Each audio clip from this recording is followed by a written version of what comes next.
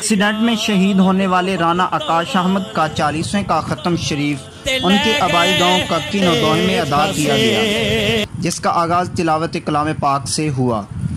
तिलावत कुरान पाक के बाद कुर्बान अली दीवाना, नदीम अतारी और दीगर नातख़्वां हज़रात ने गुलहाए अक़ीदत पेश किया। हज़रत मौलाना आसिफ मुआविया सियाल ने ख़ुसूसी खिताब किया। ख़त्म पाक पढ़ने की सआदत हाफिज़ अब्दुल हमीद ने हासिल की।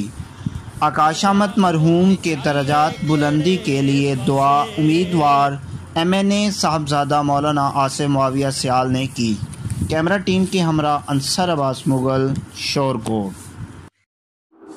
ताज़ा तरीन अपलोड्स की नोटिफिकेशन हासिल करने के लिए हमारे चैनल को सब्सक्राइब करें और साथ में दिए गए घंटी के निशान को दबाना ना भूलें।